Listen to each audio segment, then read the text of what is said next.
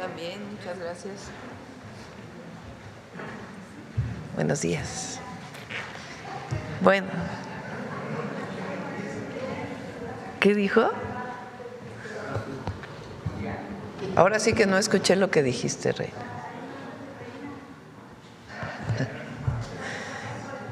Bueno, el día de hoy me acompañan, gracias, siéntense por favor.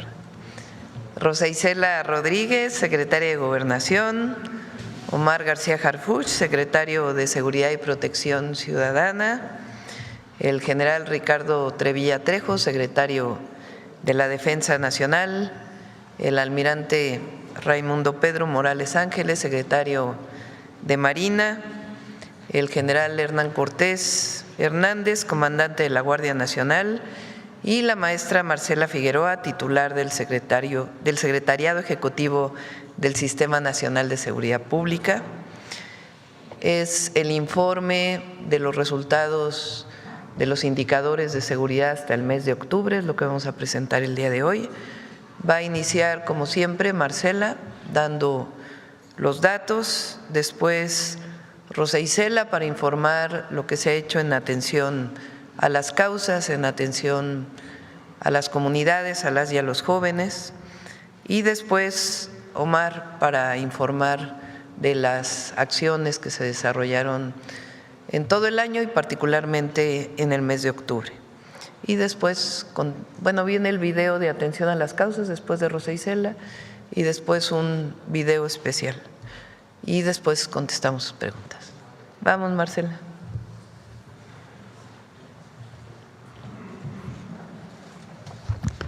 Con su permiso, Presidenta. Muy buenos días a todas y a todos. El día de hoy, como ya indicaba la Presidenta, presentaremos el reporte de incidencia delictiva con cifras consolidadas al 31 de octubre de 2025 y con información de las 32 fiscalías estatales del país. En la primera gráfica podemos ver la tendencia en el promedio diario de homicidio doloso de forma mensual de septiembre de 2024, es decir, al inicio de la presente administración, a octubre de 2025, el mes que acaba de concluir. Destaca una disminución del 37% del promedio diario de homicidios respecto a septiembre de 2024. Como se ve claramente en la gráfica, los últimos 13 meses se ha presentado una tendencia sostenida a la baja. La administración de la presidenta, la doctora Claudia Sheinbaum, inició con un promedio de 86.9 homicidios en promedio diarios en el país y en octubre de 2025 cerró con 54.5, siendo octubre de 2025 el mes con el promedio diario más bajo de todo este periodo analizado, es decir, de los últimos 13 meses. Esta disminución, la siguiente por favor, que como señalaba es del 37%, implica que en octubre de 2025 se registraron 32 homicidios dolosos menos diarios de los que se registraron en septiembre de 2024. La siguiente, por favor. En esta siguiente gráfica podemos ver ahora el análisis del promedio diario de homicidios dolosos, pero de forma anual, de 2018 a lo que llevamos de 2025. En este caso podemos ver una disminución del 34% entre los años 2018 y los 10 meses que llevamos de 2025, al pasar de 100.3 a 66.1 homicidios dolosos en promedio diario. Y a continuación pasamos a las entidades federativas. En esta gráfica lo que podemos ver es la distribución de estos homicidios en lo que va del año, de enero a octubre de 2025. Se identifica, como hemos venido informando también en los últimos meses, son 7 entidades las que concentran prácticamente la mitad, el 51% del total de los homicidios dolosos del país. En este caso, repito, esto es enero-octubre de 2025, en primer lugar está Guanajuato, que representó el 11.1% del total de homicidios a nivel nacional. Le sigue en segundo lugar Chihuahua con el 7.6% del total nacional. En tercer lugar está Baja California con 7.3%. Después, en cuarto lugar, está Sinaloa con 7.1% del total nacional. En quinto lugar está el Estado de México con 6.6%. En sexto lugar Guerrero con 5.7% del total. Y en séptimo lugar está Michoacán con 5.6% del total nacional. En la siguiente gráfica, ahora podemos ver esta misma distribución por las 32 entidades, solo que únicamente del mes de octubre de 2025 que acaba de concluir. En este caso también es el 51% de los homicidios registrados durante octubre que se concentraron en 7 entidades. En este caso, el primer lugar durante el mes de octubre lo ocupó Chihuahua con el 9.2% del total de homicidios a nivel nacional. Le sigue Guanajuato con 8.6% del total nacional. En tercer lugar Sinaloa con 7.7%. En cuarto lugar, Baja California con 7.2%. En quinto lugar, el Estado de México con 7.1%. En sexto lugar, Michoacán con 6.4%. Y en séptimo lugar, Morelos con 5%. Asimismo, informamos que al comparar los periodos, la siguiente por favor, de enero a octubre de 2024 contra enero a octubre de 2025, se observa que 26 entidades federativas disminuyeron su promedio diario de homicidios dolosos. Destacan por su reducción, decía son 26, y destacan Zacatecas con el menos 70.5%, Chiapas con menos 58.7% y Quintana Roo con menos 57.3%. Y ahora veremos puntualmente algunos de los estados, sobre todo aquellos que al inicio de la administración, en septiembre de 2024, concentraban la mayor cantidad de homicidios en el país. En esta primera gráfica podemos ver el comportamiento de los homicidios dolosos en el estado de Guanajuato de septiembre de 2024 a octubre de 2025. Como podemos ver, los primeros meses hay un incremento que hemos informado también aquí en la mañanera en los últimos informes de seguridad. Sin embargo, a partir de febrero de este año ya suman 8 meses consecutivos con una tendencia a la baja. Se trata de una disminución del 63% en el promedio de homicidios, después de que Guanajuato incluso llegara a registrar 12.7 homicidios diarios, esto en el mes de febrero de 2025, y en octubre registró 4.68. Le sigue Baja California. Esta entidad también presenta una reducción en la comisión de este delito. En septiembre de 2024 se registraron 7.13 homicidios dolosos diarios en promedio, mientras que en octubre de 2025 el promedio disminuyó a 3.90, lo que significa una reducción del 45% del promedio diario de homicidios en esta entidad. En la siguiente gráfica podemos observar el comportamiento de los homicidios dolosos en el Estado de México, también de septiembre de 2024 a octubre de 2025. Claramente se observa una tendencia a la baja. Si se compara septiembre de 2024, en donde se registraron 6.63 homicidios diarios, con octubre de 2025, en donde se registraron 3.87 homicidios diarios, se trata de una disminución de 42%. En la siguiente gráfica podemos ver la evolución de este delito en el estado de Jalisco. En septiembre de 2024 el promedio diario era de 4.80, mientras que en octubre de 2025 se redujo a 2.48, lo que representa una disminución del 48% del promedio diario de homicidios en esta entidad. En el caso de Nuevo León, hay una reducción del 75% en el promedio diario de homicidios, como se puede ver en la gráfica. En septiembre de 2024, la entidad registraba un promedio de 5 homicidios dolosos diarios, mientras que 13 meses después el promedio de homicidios se redujo a 1.26, siendo octubre de 2025 el mes más bajo de este periodo analizado. En el caso de Tabasco, también observamos una disminución significativa al comparar. Si vemos febrero de 2025 contra octubre de 2025, hay una reducción del 51% en los homicidios dolosos. La siguiente, por favor. Ahora pasamos a los delitos de alto impacto, en donde también, como puede verse claramente en la gráfica, también hay una tendencia a la baja. Si comparamos los últimos 8 años, se observa que en 2018 el promedio diario de delitos era de 969.4, mientras en lo que va de 2025 la cifra se redujo a 522, lo que representa una disminución del 46% en el promedio diario de delitos de alto impacto, siendo este nivel el más bajo registrado en los últimos 8 años.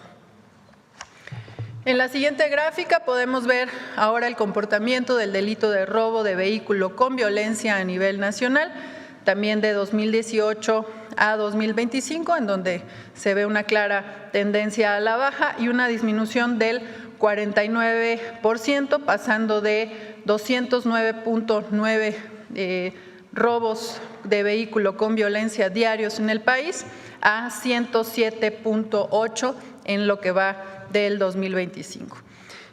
En la siguiente, lo que podemos ver es la información del delito de robo a transportista con violencia también a nivel nacional por año de 2018 a lo que llevamos de 2025. En 2018 el promedio diario de este delito de robo a transportista con violencia era de 30.3 delitos diarios, mientras que para 2025 la cifra se redujo a 14, lo que representa una disminución del 54% del promedio diario. Finalmente presentamos la comparación del promedio diario de los delitos de alto impacto de todo el país, analizando los primeros 10 meses, es decir, enero a octubre de 2019, contra este mismo periodo, que es lo que va de 2025. En este caso, el feminicidio disminuyó 25%, las lesiones dolosas por disparo de arma de fuego disminuyeron 22.9%, el secuestro disminuyó en 59%, los robos con violencia disminuyeron 48.6%, el robo a casa-habitación con violencia disminuyó en 52.3%, el robo de vehículo con violencia disminuyó en 44.3%, el robo a transportista en menos 49.9%, el robo a transeúnte con violencia en 45%, el robo a negocio con violencia en 56.8% y finalmente otros robos con violencia disminuyeron 48.5%. En el caso de extorsión, también como hemos informado en este reporte mensual de incidencia delictiva, este delito presentó en esta comparación de periodos de 2019 a 2025 un incremento del 22.9. Sin embargo, gracias. Sin embargo, en esta siguiente lámina podemos visualizar el comportamiento que ha tenido este delito, el de extorsión, a nivel nacional de forma mensual durante el último año. Como se ve en la gráfica, hasta el mes de julio de 2025, este delito había tenido una tendencia a la alza. Específicamente, incluso en febrero de 2025 se registró el punto más alto del periodo analizado, al llegar a 36 delitos en promedio diarios. Sin embargo, a partir de julio, que se puso en marcha la Estrategia Nacional contra la Extorsión, se han tenido 3 meses consecutivos a la baja, lo que implica una disminución del 14%, insisto, desde la puesta en marcha de esta Estrategia Nacional. Esto al mismo tiempo que la denuncia a través de la línea 089 se ha incrementado de manera significativa y se han logrado prevenir más de 62,000 extorsiones. De esto informará puntualmente más adelante el secretario de Seguridad y Protección Ciudadana, el maestro Omar García Harfuch. De mi parte es cuanto al informe de la incidencia delictiva. Como cada mes, en los próximos días estarán públicos estos datos para su análisis en la página del Secretariado Ejecutivo del Sistema Nacional de Seguridad Pública. Muchas gracias. Permiso, Presidenta. Con permiso, Presidenta. Muy buenos días tengan todas y todos. Estamos hoy aquí para informar los avances en la atención a las causas que generan la violencia en zonas específicas del país, uno de los ejes de la Estrategia Nacional de Seguridad. Desde el inicio del gobierno de la presidenta Claudia Sheinbaum, decidió fortalecer esta labor con la participación de las secretarías para atender a las familias mexicanas, lo que ha hecho posible que el gobierno haya atendido a 2,871,219 personas a quien le hemos brindado más de 4,437,000 atenciones.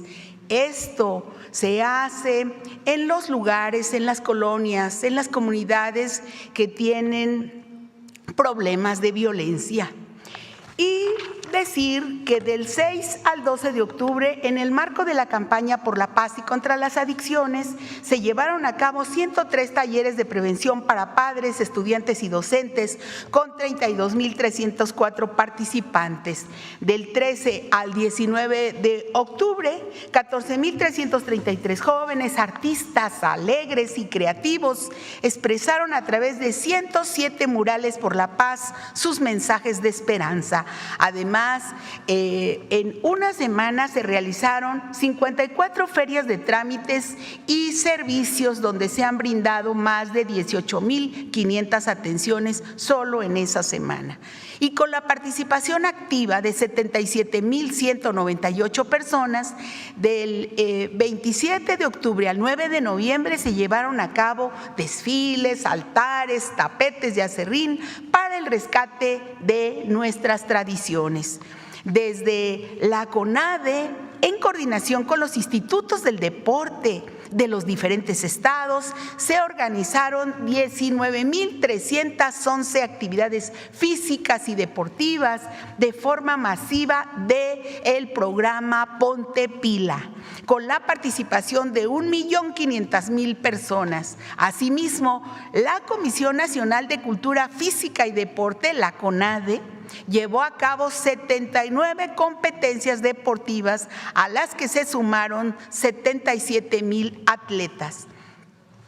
Y, por ejemplo, en Salamanca, Guanajuato, la SEDATU colocó la primera piedra del Centro de Desarrollo Comunitario y Parque Deportivo en la colonia Barlovento, una obra comunitaria definida por vecinas y vecinos. También en Guanajuato, el Infonavit hizo la entrega de escrituras de casas a vecinas y vecinos de Celaya, León y Salamanca, así como títulos de propiedad con el Registro Agrario Nacional para brindar certeza jurídica sobre su patrimonio. Muy fundamental el trabajo de la Secretaría de Seguridad y Protección Ciudadana, de la Subsecretaría de Prevención de las Violencias en el Estado de México, Tabasco, Baja California, mediante visitas casa por casa. Ha atendido 2,065 solicitudes de becas para jóvenes de secundaria, preparatoria, y se ha brindado 7,243 atenciones médicas en las ferias de paz y se cuenta con 1,789 solicitudes de jóvenes de 12 a 29 años que accedieron a incorporarse a sus estudios. Y en el marco del Plan de Justicia para el Pueblo Purépecha, en Michoacán, se han proporcionado más de 118,000 atenciones en 26 ferias de paz en la localidad de San Isidro Tupucuá, en el municipio de Los Reyes. En Chiapas se han registrado 1,878 jóvenes al programa Jóvenes Construyendo el Futuro, con acciones de labor social y académicas. También en Amatenango de la Frontera y en Frontera Comalapa ya se han beneficiado a 12,313 personas en estas comunidades.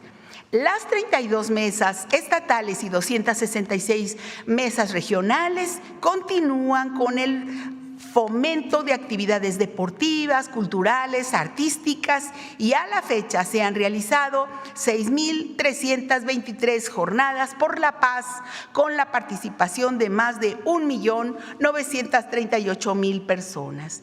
Es muy importante señalar que continuamos con las visitas casa por casa. Hemos tocado ya más de 224,000 puertas de distintos hogares, colonias prioritarias. Ahí también, en esas colonias, se han organizado 379 ferias de paz, así como 369 comités de paz. Se instalaron en este último mes 61 consejos de paz y justicia cívica municipales en Tlaxcala, y asimismo su consejo estatal, para organizar precisamente el trabajo de los comités de paz.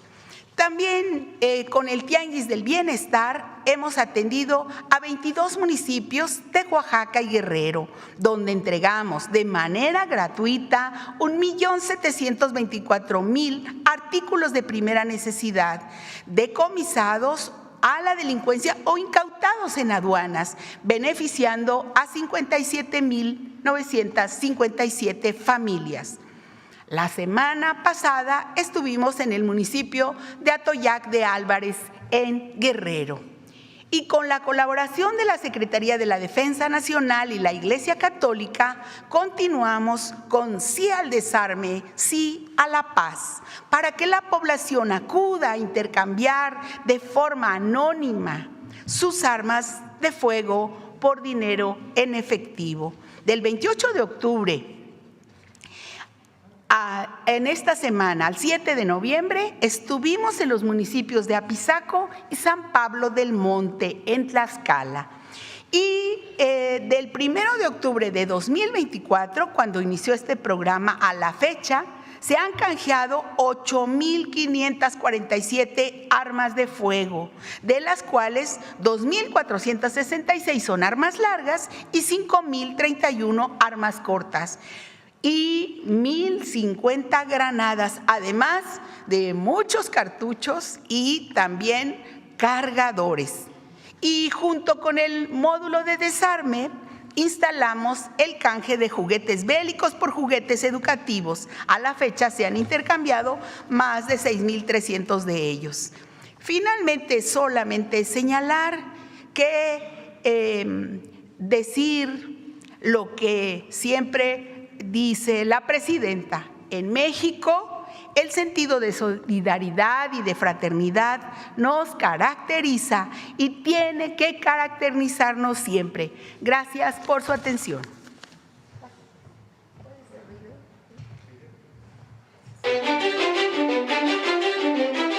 El Gobierno de México continúa con la labor humanista de llevar servicios y programas sociales hasta municipios vulnerables, territorios en los que se enfoca el eje 1 de la Estrategia Nacional de Seguridad Pública. Atención a las causas que generan la violencia.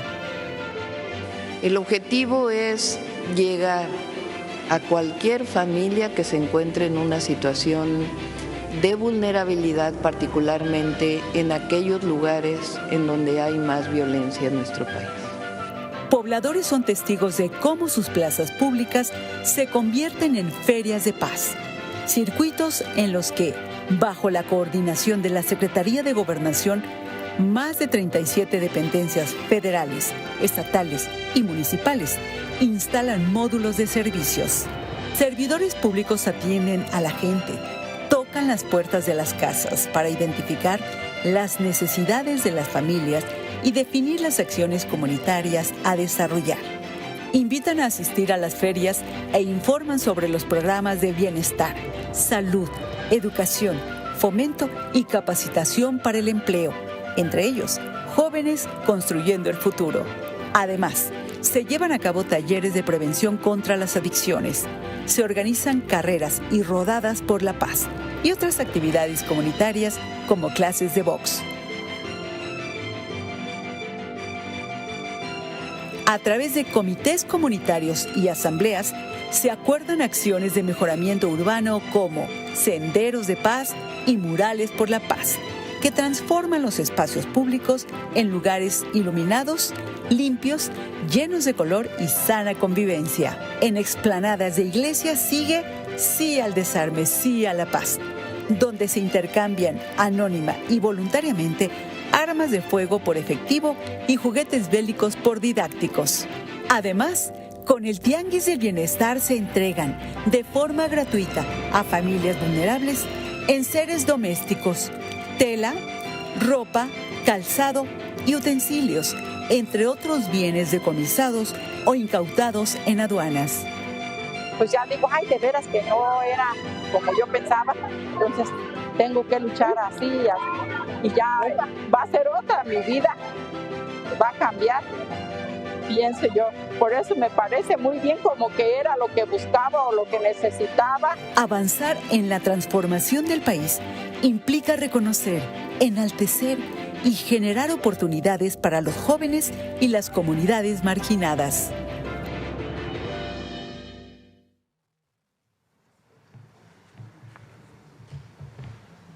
Con su permiso, Presidenta. Muy buenos días.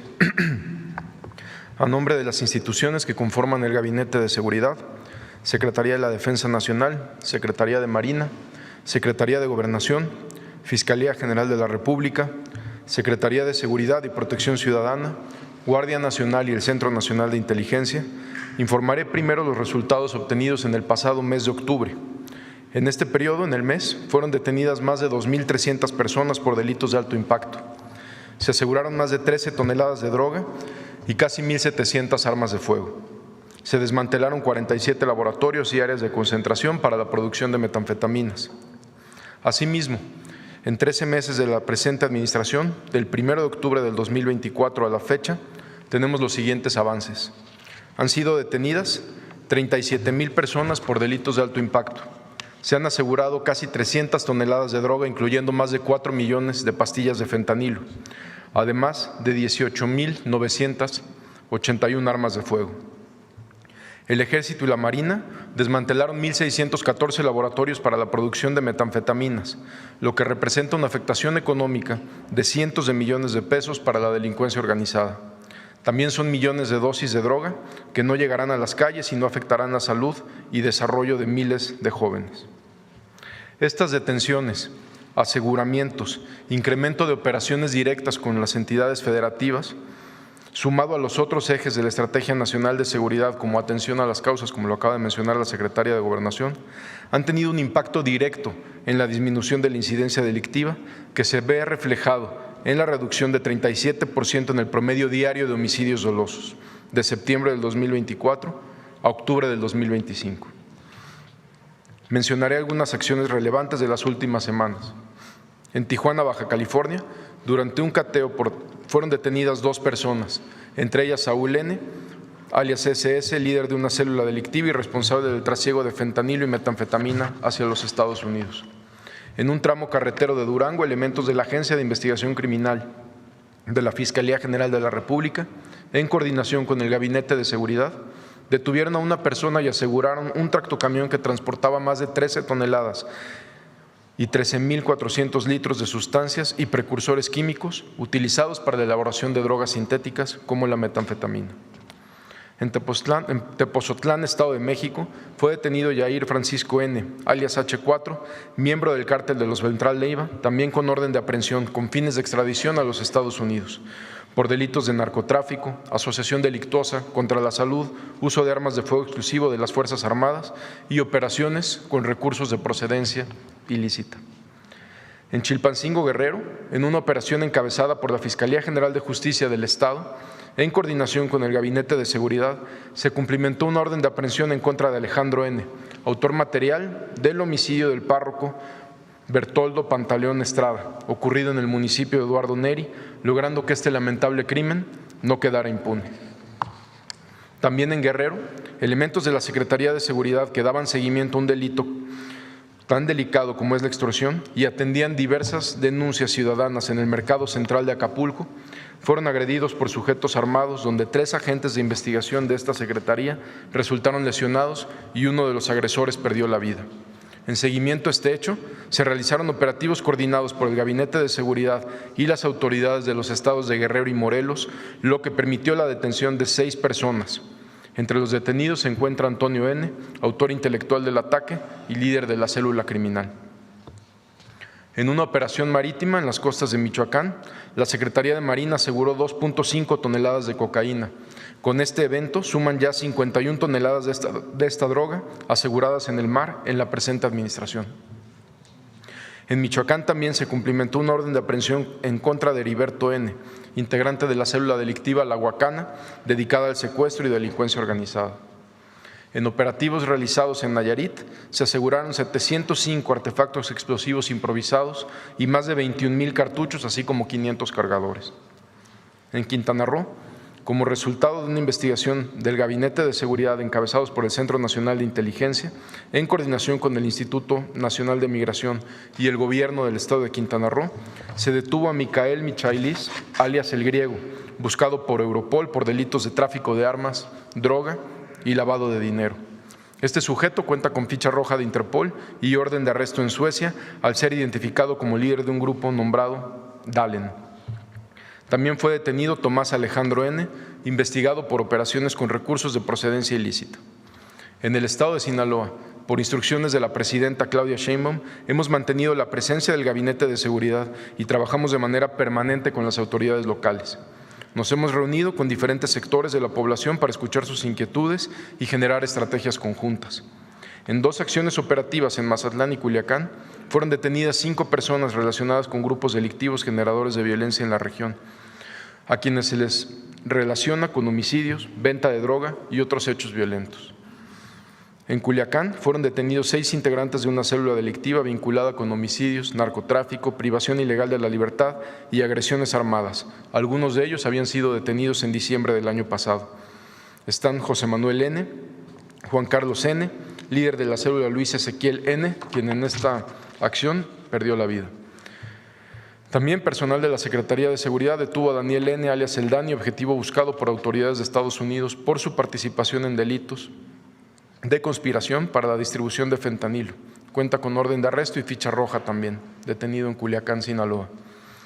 En 3 operaciones coordinadas en Sonora, fueron detenidos 4 integrantes de las células delictivas Los Yillos y Los Arzate, vinculados con trasiego de droga, secuestro y delincuencia organizada.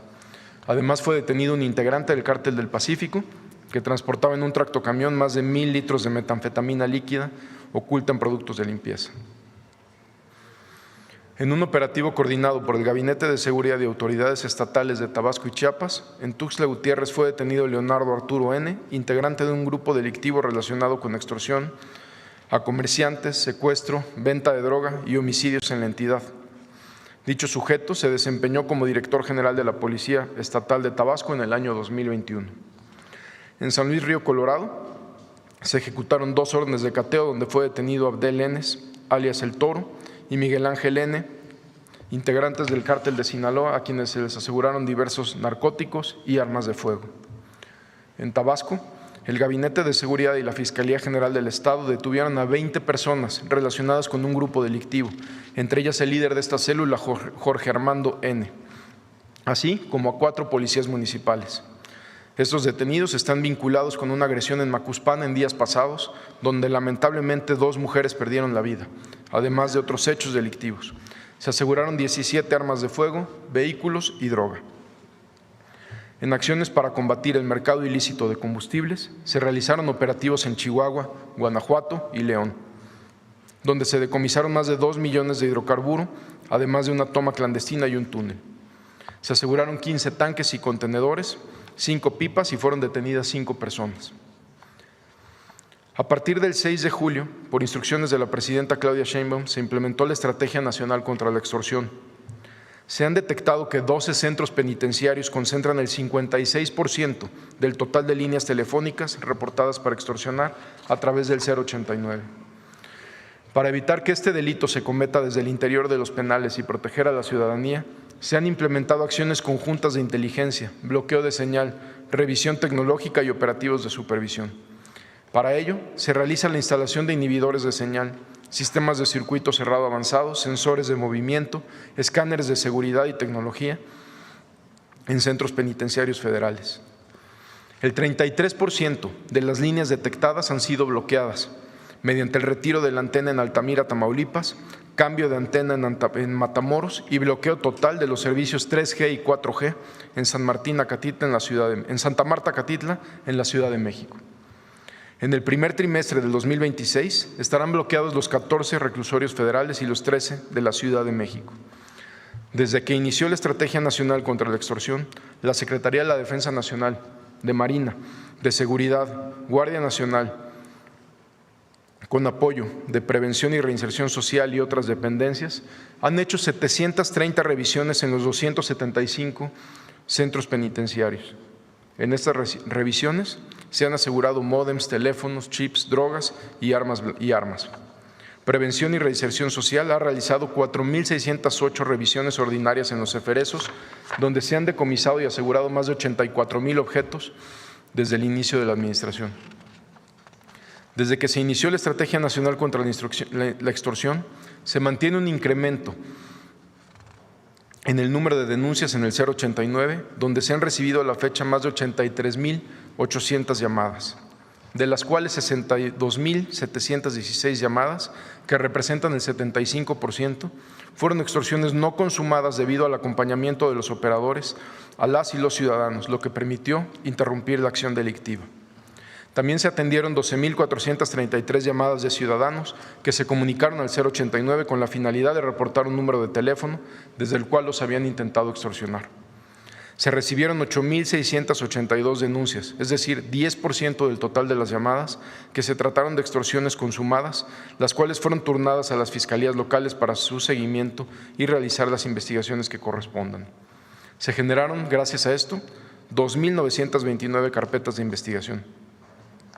Agradecemos la confianza ciudadana para realizar estas denuncias y contribuir en numerosas investigaciones que nos ha permitido detener a quienes realizan este delito y poder bloquear los números casi de manera inmediata.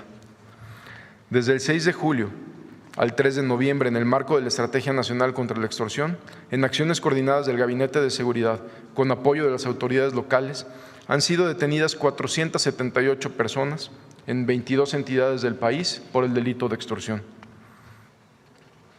En el combate a este delito destaca las siguientes acciones. En Aguascalientes, en un operativo encabezado por la Fiscalía del Estado en colaboración con el Gabinete de Seguridad, fueron detenidos 4 hombres vinculados con actividades delictivas a quienes se les aseguró armamento. Entre ellos se encuentra Armando N. alias El Charro y José Manuel N., operadores regionales de una célula delictiva, ambos responsables de extorsiones, secuestros, venta de droga y homicidios. También se cumplimentó una orden de aprehensión en contra de Carlos Alberto N., colaborador de Armando N., acusado por delitos de desaparición, privación ilegal de la libertad y lesiones dolosas. En diferentes cateos realizados en Jalisco fueron detenidos 3 integrantes de un grupo criminal, entre ellos Nazario N., generador de violencia, responsable de actividades ilícitas como extorsión y venta de droga.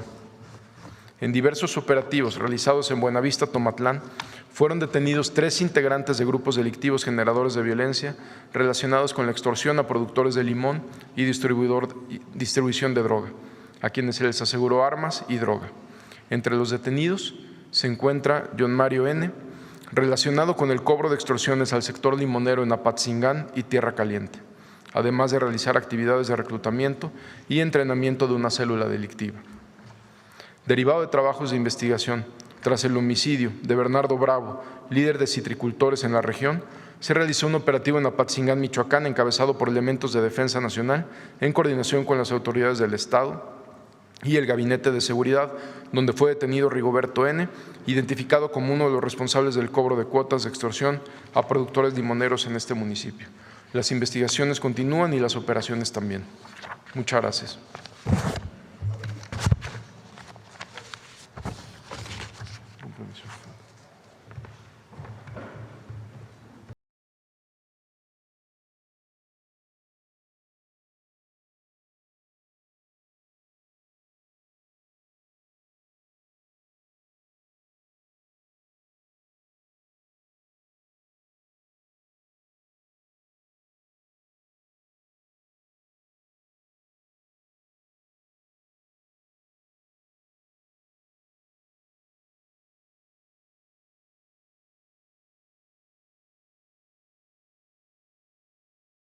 Sabemos que aún falta mucho por hacer, pero la estrategia está dando resultados. Muestra de ello es la disminución constante de los homicidios dolosos, que se han reducido en un 37.3% de septiembre de 2024 a octubre de 2025, lo que se traduce en 32 homicidios menos cada día.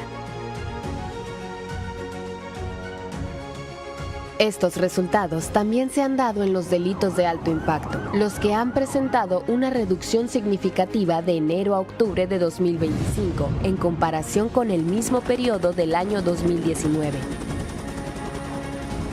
Entre los que destacan: secuestro, menos 59%, robo a negocio con violencia, menos 56.8%, robo a casa habitación con violencia, menos 52.3%. Robo a transportista con violencia, menos 49.9%. Y total de robo con violencia, menos 48.6%. Además, un paso significativo en la protección de la salud e integridad de la juventud mexicana es la incautación histórica de grandes cantidades de droga que desde octubre de 2024 se han realizado. Las más importantes son las poco más de 1.7 toneladas y más de 4 millones de pastillas de fentanilo, las casi 154 toneladas de metanfetaminas, las aproximadamente 65 toneladas de cocaína y cerca de 75 toneladas de marihuana, y el desmantelamiento de 1.614 laboratorios clandestinos y áreas de concentración. Ante el lamentable suceso ocurrido recientemente en Uruapan, se implementó el Plan Michoacán.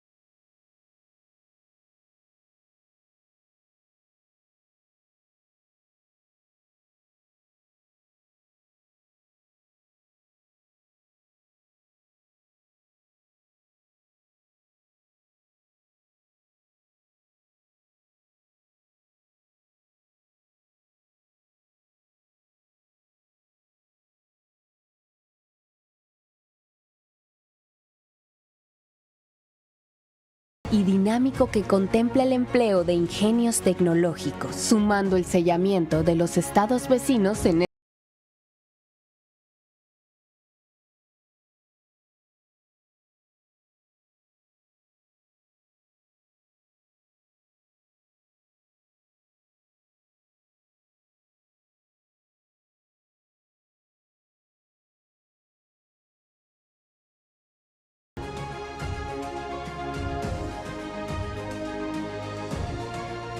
la atención a la población ante contingencias naturales y de diverso orden es una misión más de nuestro Ejército, Marina, Fuerza Aérea y Guardia Nacional. A través de los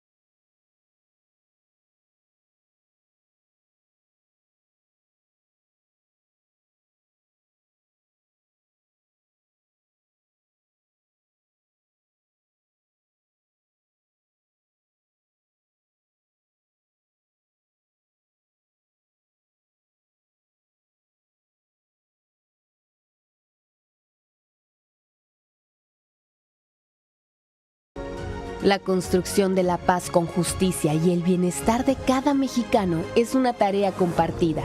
Y juntos, con el esfuerzo de todos, avanzamos hacia un país más próspero. Estos resultados son el reflejo del compromiso firme y permanente del Gobierno de México con la integridad, tranquilidad y desarrollo de nuestro pueblo. Pues esta es la información del Gabinete de Seguridad.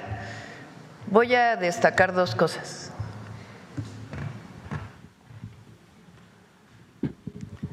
La primera, les voy a mostrar la gráfica del incremento en los homicidios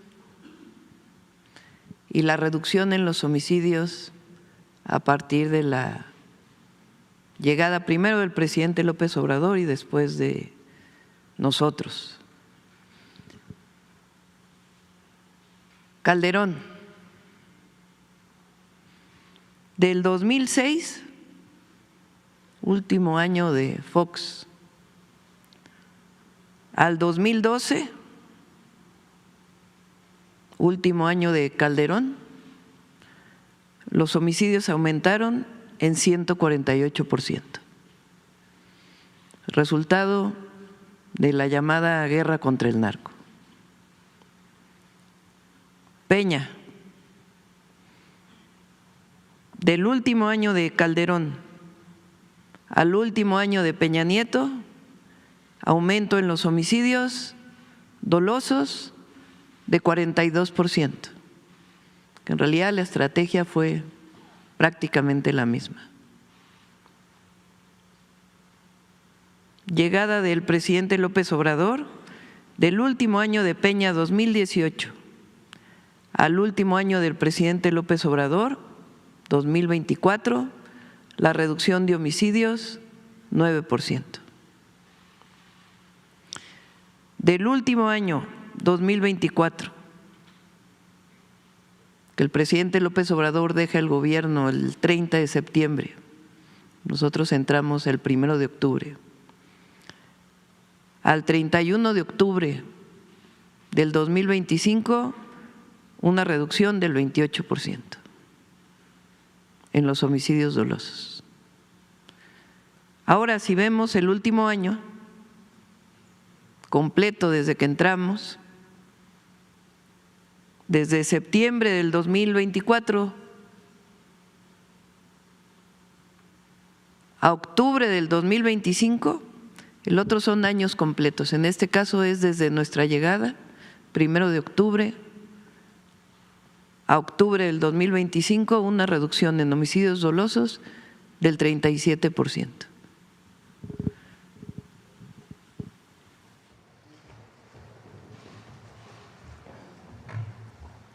¿En qué consiste la estrategia? Son dos brazos de la estrategia. La primera, la atención a las causas. Jamás vamos a renunciar, porque esa es nuestra esencia, atender a los jóvenes. Educación, cultura, deporte y la llegada del gobierno a muchísimos municipios donde no se había llegado. Casa por casa, con todos los servicios del Gobierno de México, los programas de bienestar, atención a las familias de manera individualizada, atención a las causas, más todos los programas de bienestar y toda nuestra política humanista. Y la otra, cero impunidad. Son 37,000 generadores de violencia que han sido detenidos en estos 13 meses, en toda la República. ¿Cómo se ha logrado? Fortaleciendo la estrategia de inteligencia e investigación y de coordinación. Entonces son los dos, siempre lo planteamos así. Y particularmente 4 ejes: atención a las causas, consolidación de la Guardia Nacional, el Sistema Nacional de Inteligencia e Investigación, que permite realizar detenciones dentro de la ley, en nuestro marco jurídico, y la coordinación. 37% de reducción en homicidios dolosos de septiembre del 2024 a octubre del 2025. 32 homicidios menos diarios. ¿De dónde viene la información? De las fiscalías estatales. 32 fiscalías estatales que envían su información todos los meses, todos los días, y luego se consolida cada mes. De todos los estados, los gobernados por todos los gobernadores, gobernadoras, la jefa de gobierno. 37% de reducción. Bueno, ahora sí vamos a las preguntas.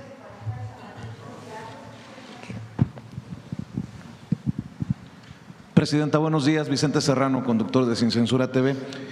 En estos pasados días, el cínico de Felipe Calderón, ahorita que veía la gráfica que nos mostraba, defendía en un foro empresarial en Argentina su guerra contra el narco y básicamente pide el regreso de la guerra contra el narco porque dice que funcionó a pesar de los sabotajes de gobiernos locales y dice que al final de su sexenio todo se echó a perder porque no se siguió esa guerra contra el narco.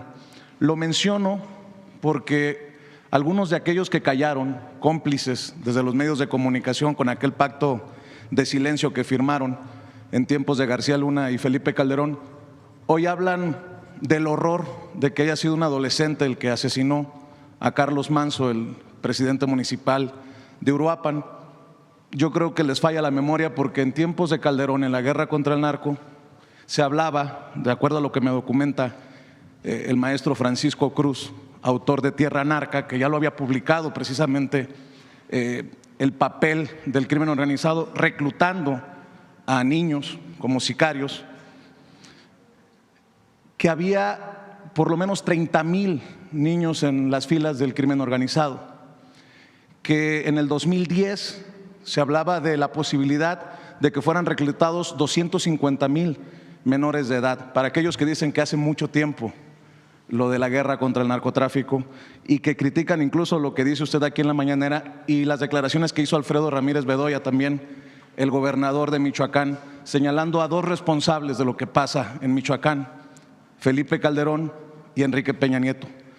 Le planteo esto porque ahora esos que callaron se dicen sorprendidos o dolidos porque haya sido un menor de edad el gatillero.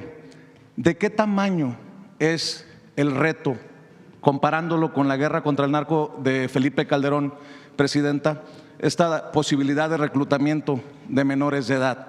¿Qué tanto se ha avanzado con esto que también le critican mucho, que es, desde tiempos del presidente Andrés Manuel López Obrador, la atención a las causas, desde una, por cierto, deshonestidad intelectual de algunos que publican en medios de circulación nacional como Enrique Krause, que habla que se abandonó a las víctimas, que se abandonó lo que le corresponde al gobierno, que es proteger la vida de los mexicanos y mexicanas, pero nada menciona precisamente de lo que ocurría desde la guerra contra el narcotráfico de Felipe Calderón, presidenta.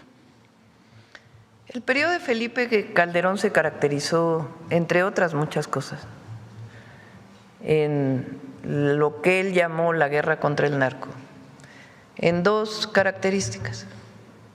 Una, primero sacó al ejército a combatir al narco sin un marco jurídico. Y eso generó muchos problemas. Pero él defendía, porque solamente hay que escuchar porque finalmente él es quien define la política. Y no lo digo por el ejército, porque es de lo mejor que tiene México, la Marina y el ejército. Lo vimos en las lluvias, lo veo todos los días. Yo estoy agradecidísima por el trabajo del ejército, de la defensa y de la Marina, de la Guardia Nacional. Y realmente el pueblo de México quiere mucho estas instituciones, sino más bien la concepción desde quien fue presidente, por cierto, que llegó con un fraude electoral. Entonces, no es un asunto del ejército, sino de quien entonces jugaba el papel de comandante supremo de las Fuerzas Armadas. Él decidió una estrategia al llamarle guerra, de confrontación. La guerra es confrontación, con armas. Y él mismo hablaba de que no importaba que hubiera víctimas colaterales. ¿Qué quiere decir víctimas colaterales? Civiles, personas, niños, niñas, jóvenes, que en un enfrentamiento podían ser alcanzados por una bala y no importaba, de acuerdo con el entonces presidente, porque era parte de la guerra. ¿Quién declara una guerra en su propio país? Eso no quiere decir que no actuemos nosotros frente a los grupos delictivos, porque también han querido poner eso. Pero él decidió ejecuciones extrajudiciales. ¿Qué quiere decir? Que se ejecutaba a un presunto delincuente por el solo hecho de ser un presunto delincuente sin un juicio.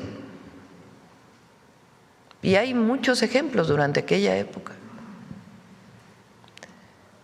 Pero no solo eso, sino que puso al frente de esa guerra a un personaje que hoy está preso en los Estados Unidos por favorecer a un grupo delictivo.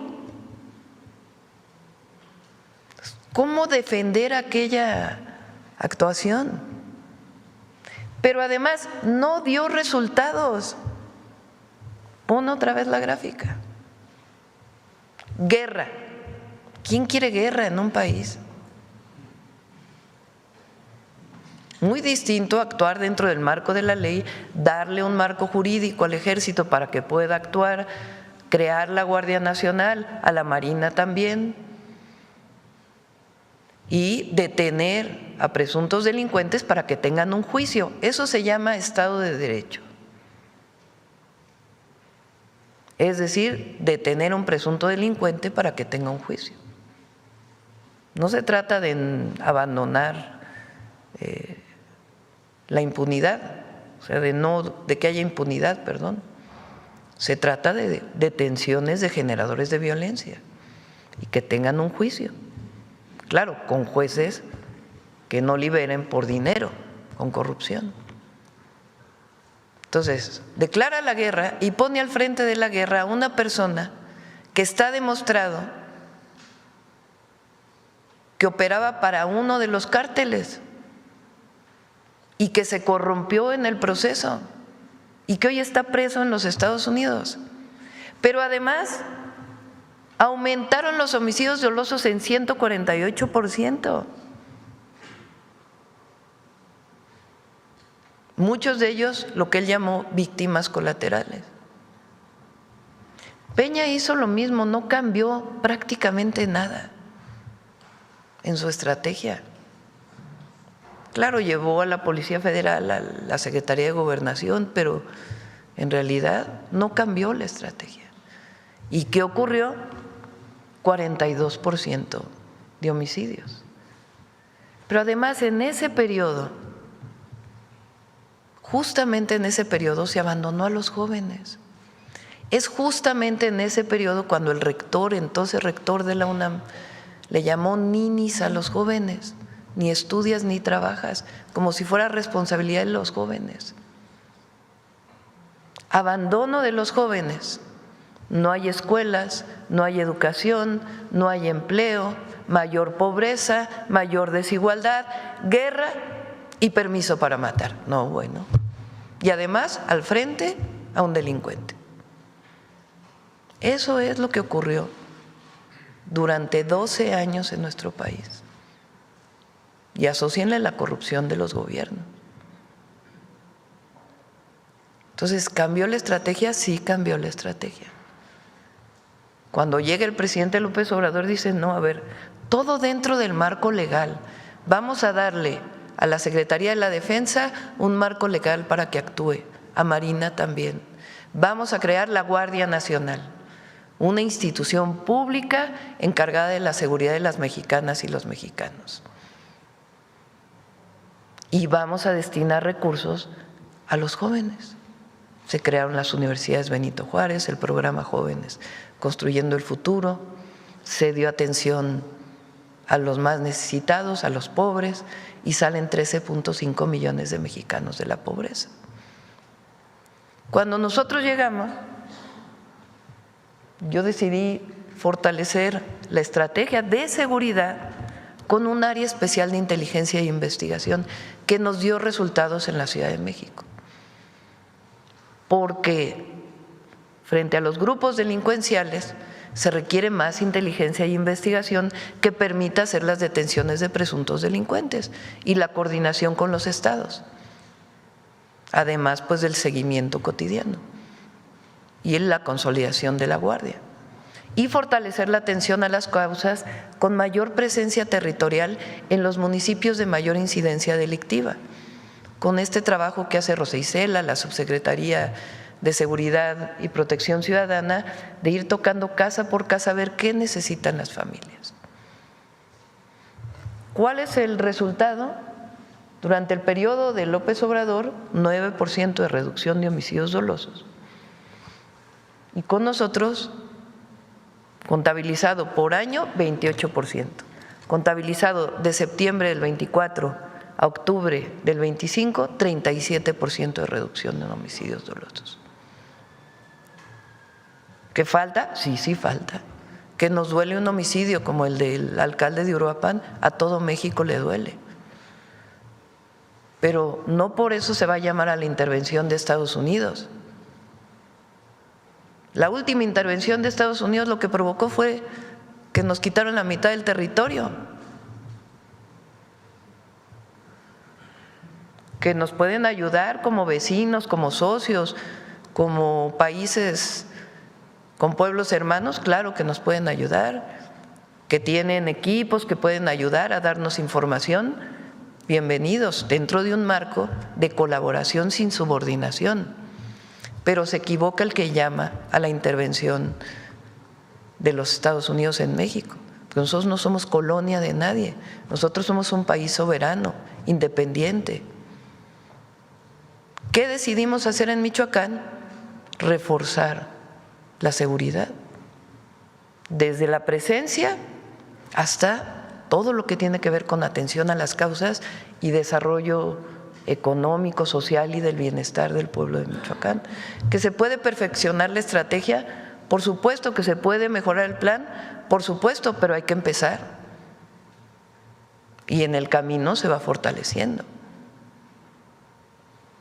Pero esta reducción, por más que la oposición o los detractores o desde fuera tengan críticas hacia nosotros, que son válidas siempre y cuando no sean mentiras, ha implicado resultados y vamos a dar más resultados todavía, porque nosotros no vamos a traicionar a nuestro pueblo, nunca. Nos comprometimos y vamos a seguir trabajando en cuerpo y alma para defender y proteger al pueblo de México. ¿Podría darnos claridad usted, Presidenta, o los secretarios aquí presentes, del tamaño del reto en relación a los jóvenes que podrían estar en peligro de ser reclutados por el narco?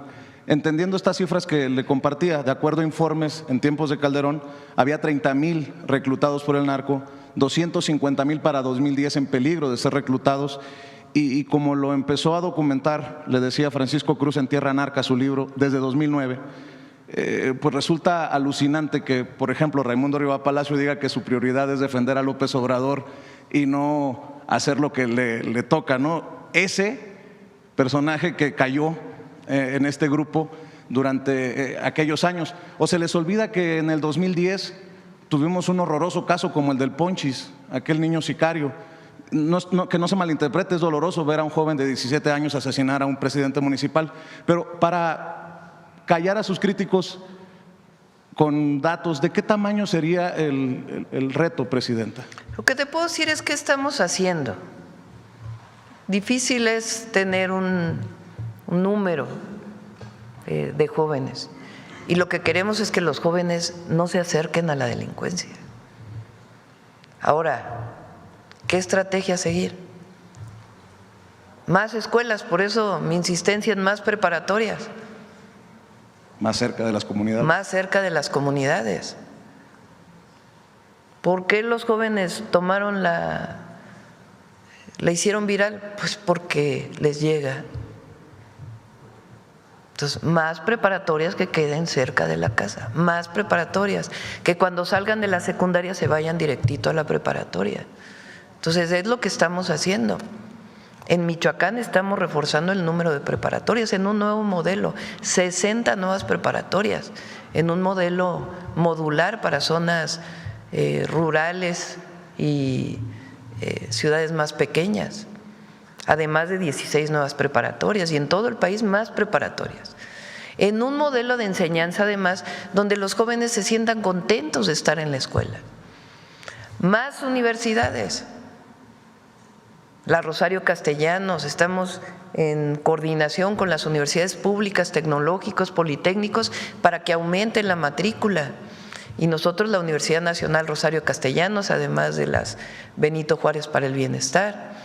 Y ahora el programa que viene, que iniciamos en Michoacán, que es el de Centros Comunitarios de Alto Rendimiento México Imparable.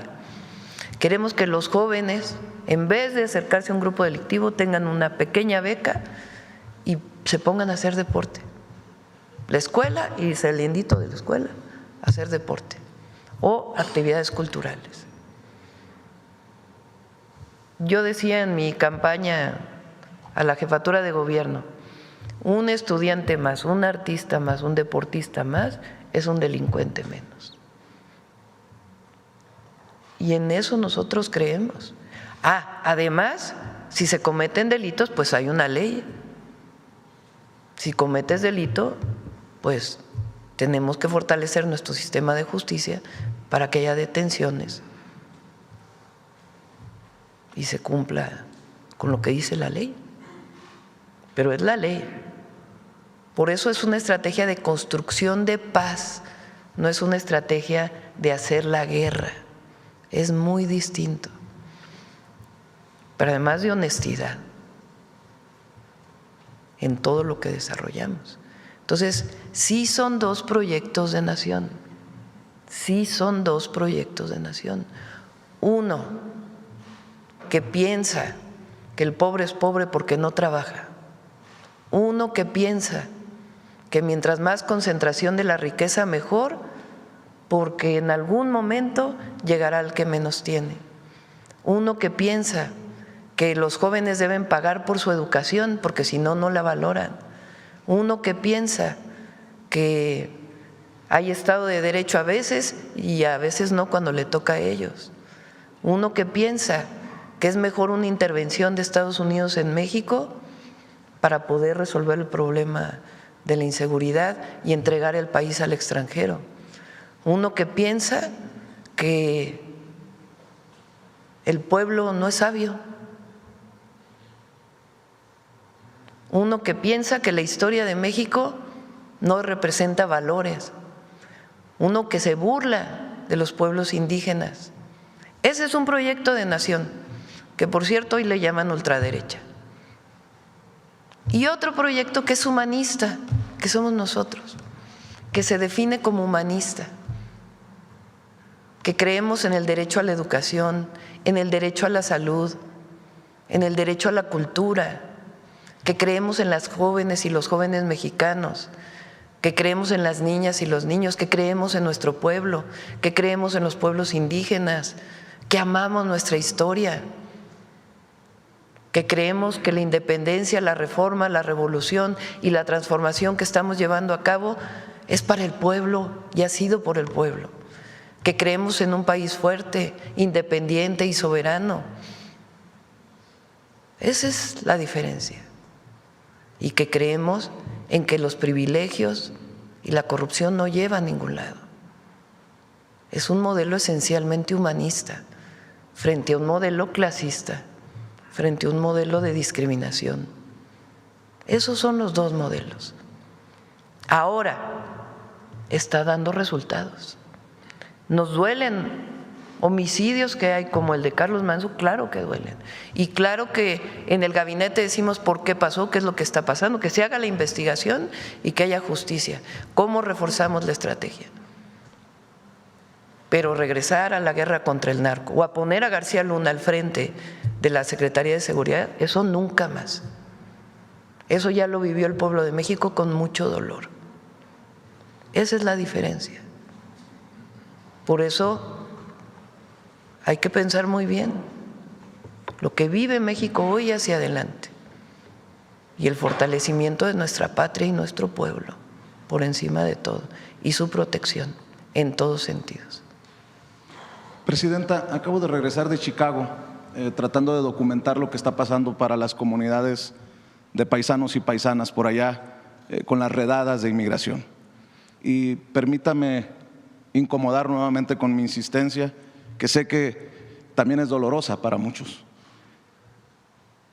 ¿Qué le han dicho el canciller, el subsecretario para América del Norte, los cónsules de lo que está pasando? Y se lo pregunto porque este pasado fin de semana la patrulla fronteriza ya entró a negocios mexicanos en La Villita, en el barrio más mexicano del medio oeste de Estados Unidos, porque hay reportes de que ya entraron a escuelas violando pues toda la ética de mantenerse fuera de las escuelas, de los hospitales y de las iglesias. Y también se lo menciono porque ya no es la apreciación de su servidor que va incrementando la violencia en estos operativos, que además siguen llevándose a cabo con encapuchados y en automóviles no identificados. El FBI, tengo entendido, ha emitido un documento para pedir que se identifiquen estos agentes porque hay criminales que haciéndose pasar, ya hay varios casos en diferentes estados de Estados Unidos, de criminales que haciéndose pasar por agentes de la patrulla fronteriza han cometido desde violaciones sexuales hasta secuestros y robos. Y más aún, el alcalde de Chicago, Brandon Johnson, se pronunció en el Consejo de Derechos Humanos de la ONU para que sea investigado Estados Unidos, el gobierno de Donald Trump, por lo que está generando con estos operativos. Ya teniendo una autoridad como el alcalde de Chicago, presidenta, y obviamente la intención no es generar un conflicto ni mucho menos, ¿cómo se posiciona usted? ¿Cuál es su posición frente a un llamado del alcalde de Chicago para que sea investigado, incluso para que haya personajes de la ONU que vayan a dar testimonio de lo que está ocurriendo en las calles de ciudades como Los Ángeles, como en algunas ciudades de Texas y en el caso de Chicago? Yo por eso mi insistencia, presidente, en que definamos cuántos casos de presuntas violaciones de derechos humanos tienen ustedes conocimiento. Voy a pedirle de nuevo a Cancillería que nos diga, aquí me contesta Roberto Velasco, mira qué rápido, son 30 quejas por presuntas violaciones a derechos humanos que han sido presentadas. ¿Qué hacemos nosotros? Como lo he dicho, con los consulados apoyamos y se apoya económicamente para que se contraten abogados para que las víctimas puedan presentar su denuncia y llevar los juicios en Estados Unidos. Nosotros no estamos de acuerdo con el trato de las y los mexicanos como criminales. Si alguien cometió un delito, tiene que llevar su proceso en Estados Unidos. Pero las y los mexicanos, y se lo he dicho al presidente Trump, lo he dicho públicamente, se lo dije al secretario del Departamento de Estado, fortalecen la economía de Estados Unidos, allá. Se estima que son 40 millones de mexicanas y mexicanos en Estados Unidos, de los cuales el 90% tiene papeles o más del último censo que se hizo. Y los otros llevan más de 5 o 6 años en Estados Unidos. Ya es muy pocas las mexicanas y mexicanos que cruzan la frontera o que cruzaron durante el sexenio de López Obrador. Tienen mucho más tiempo y sostienen la economía de Estados Unidos, sostienen el campo, sostienen la construcción, sostienen los servicios. Y además de que no estamos de acuerdo con la discriminación y el trato que viola los derechos humanos, que presuntamente viola los derechos humanos, tienen que ser reconocidos por su trabajo, por lo que han dado por México, por supuesto, pero también por los Estados Unidos. Esa va a ser siempre nuestra posición. Y nosotros actuamos también en un marco pensando en ellos, actuamos pensando en ellos. A México siempre buscamos una buena relación con el gobierno de Estados Unidos, pensando también en los 40 millones de mexicanos que están allá y en los 130 millones de mexicanos que están aquí. Siempre vamos a buscar el diálogo, la coordinación, y cuando no estemos de acuerdo también lo vamos a decir, pero buscando siempre un diálogo responsable, vamos a decirlo así. Y ahí donde no estamos de acuerdo, lo señalamos, y ahí donde hay que proteger a nuestros paisanos, siempre lo vamos a hacer. ¿Y qué piensa de este llamado del alcalde afroamericano de Chicago, que por cierto hay que reconocerle que ha defendido incluso hasta en el lenguaje que usan algunos colegas de ilegales, y dicen no son ilegales, son indocumentados? Creo que ha hecho un sobresaliente trabajo en ese sentido.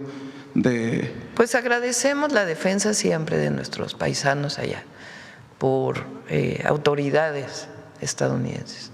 Ahora, no quisiera yo meterme más en la política de Estados Unidos. Entre otras razones, claro que, repito, donde hay que defender y decir las cosas claras sin medias tintas. Pero nosotros tenemos que ser muy responsables por el bien de nuestro pueblo, de la nación y de los 40 millones de mexicanos allá.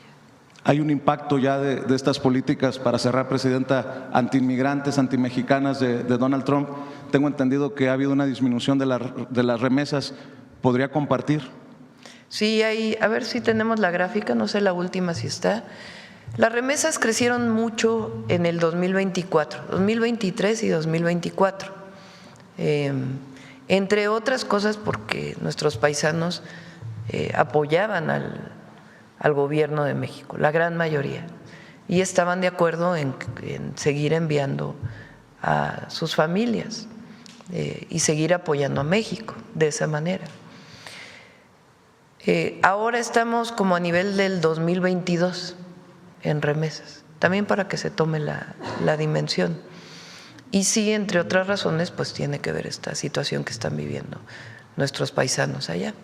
Y por eso también lo que hemos hecho de Finabién, para que haya facilidad para que puedan enviar sus remesas en el marco de la ley de los Estados Unidos y en el marco de nuestras leyes. Pero siempre vamos a buscar un diálogo y una coordinación sin subordinación. Espero que nos pueda compartir esas cifras. Muchas gracias, Presidenta. A ver si no la Buenos días. Sí. A ver, por acá, la compañera acá.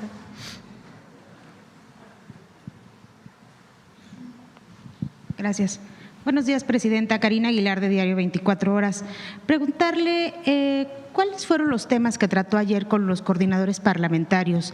Tenemos entendido que tuvo reunión, y si tuvo que ver con el tema de revocación de mandato, por favor. La revocación de mandato, la propuesta de que más bien, porque hay que poner todo en claridad. ¿Quién propone la revocación de mandato? Porque ahora es como si alguien estuviera proponiendo que se hiciera una revocación de mandato. La revocación de mandato la propuso el presidente López Obrador y la llevó a la Constitución. ¿Con qué argumento? Que los gobiernos no podemos ser una carga para nuestro pueblo y que el presidente tiene que ponerse a revisión del pueblo a la mitad de su mandato. Esa fue una propuesta de López Obrador que llevó a la Constitución. Él la siguió desde que fue jefe de gobierno. Se hacía revocación de mandato cada 2 años en un esquema telefónico. La gente decidía si querían que siguiera gobernando o no. Entonces, para que quede muy claro, no es que ahora alguien está pidiendo la revocación de mandato, eso ya está en la Constitución. Los diputados, algunos diputados plantearon una iniciativa de ley para que no se hiciera en el 2028, es decir, 4 años después, sino en el 2027, que es algo que, digamos, hay que analizar, no aprobar así rápido al vapor, pero es una buena propuesta. ¿Por qué lo digo? Pues porque se hace al mismo tiempo que la otra elección y no se tienen que destinar recursos al siguiente año para particularmente la revocación de mandato, como fue en el caso del presidente López Obrador. Ya nada más eso es un argumento suficiente para que se pudiera llevar en el 2027. Sin embargo, es algo que hay que poner a discusión, o sea, que hay que abrirlo, que sea parte de la discusión y no necesariamente aprobarlo. Esa propuesta fue propuesta de diputados. Entonces, lo que planteamos pues es que si no se puede aprobar en este periodo, que se revise, que se vea y en todo caso se podría aprobar en el siguiente periodo. Pero tiene que quedarle muy claro al pueblo de México, la revocación de mandato existe gracias al presidente López Obrador, que la lleva a la Constitución. Lo que está a discusión es cuándo se llevaría a cabo. Si el 27 o el 28, como le tocó a él, que fue en el 22, cuando se hizo la revocación de mandato. Entonces, pues hay que ponerlo a discusión, eso es todo. No es que ahora alguien está pidiendo vamos a hacer la revocación de mandato. ¿Trataron algún otro tema? Sí, los temas que todavía están pendientes en ambas cámaras. Hay varias leyes que están en el Senado y en la de diputados. En el Senado, la de diputados también lo discutió y en el Senado se está discutiendo las penas por extorsión de la ley contra la extorsión y están en ese debate en este momento. Y hay algunas otras leyes que están pendientes y algunas que, por ejemplo, la ley de protección animal y algunas otras que están proponiendo los propios diputados que pues, nos plantearon que estaban sobre la mesa, esencialmente. También preguntar, Presidenta, ¿cuál sería el nivel de responsabilidad que pueden tener los escoltas de Carlos Manzo luego de que el gobernador informara que pues uno de ellos fue quien mató también a quien disparó a Carlos Manzo, al joven?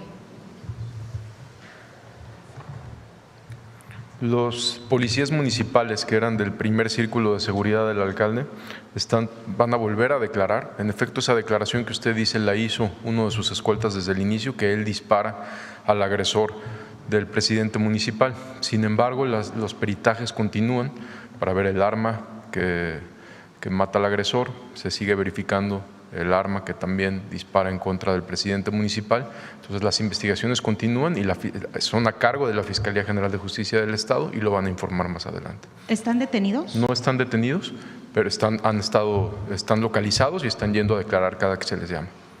Gracias.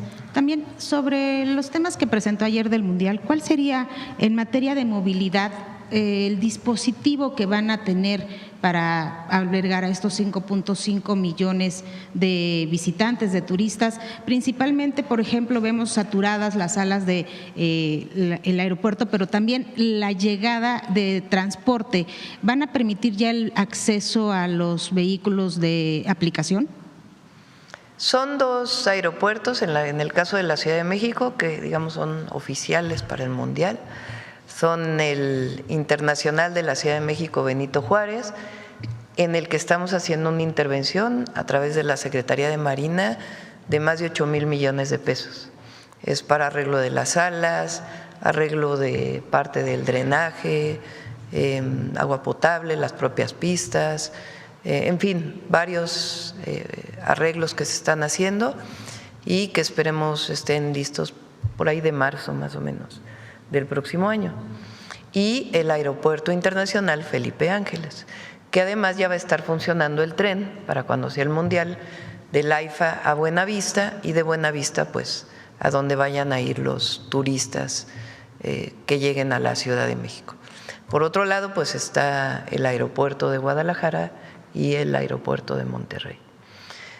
En el caso del Aeropuerto Internacional de la Ciudad de México Benito Juárez, hay un acuerdo con los taxistas del aeropuerto y también con las aplicaciones telefónicas. Cada uno tiene que tener su lugar y se está trabajando junto con Comunicaciones y Transportes. No es tan sencillo decir que entren o que no entren, sino en coordinación y comunicación con los que prestan el servicio y con los usuarios también. Y lo importante pues es que esté iluminado, que las personas de manera segura puedan tomar un taxi, puedan tomar el Metrobús, puedan tomar el tren, puedan tomar un Uber, un Didi, uno de estos de aplicaciones telefónicas en los espacios que estén determinados para cada uno de ellos.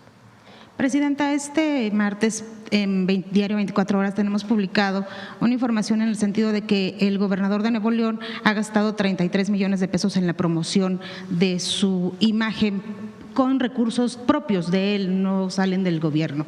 Sin embargo, de acuerdo con especialistas que también hemos consultado, señalan que esto podrían ser actos anticipados de campaña porque se sabe que él aspira a otro cargo y que está promoviendo su imagen. ¿Usted considera que se tendría que investigar el tema? Pues que en todo caso, si hay quejas, lo investigue el INE y el tribunal, ¿no?, que son a quienes le corresponde. También preguntarle, ¿ya no va a venir el fiscal a estas conferencias?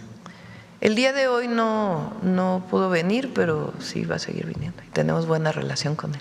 Y ya por último, si me permite, quedó pendiente una información en materia de seguridad sobre cuántos servidores públicos han pedido protección. Quedaron en mandarla y no me la han no sé si tengan el dato. ¿Cuántos servidores públicos se han pedido protección? Apoyo? En general, no sé si usted tenga. Gracias.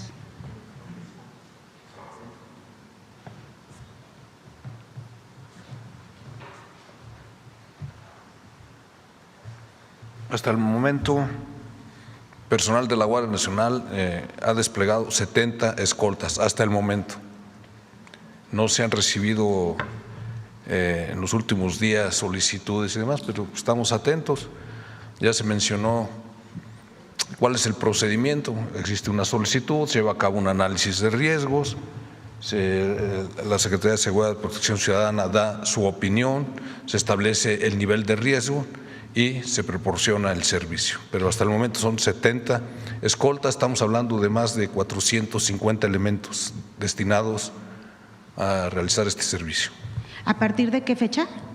No, es en la administración, es lo que llevamos. O sea, de septiembre, de octubre del 2024 a la fecha. A la fecha. Gracias. ¿De qué estados y cargos?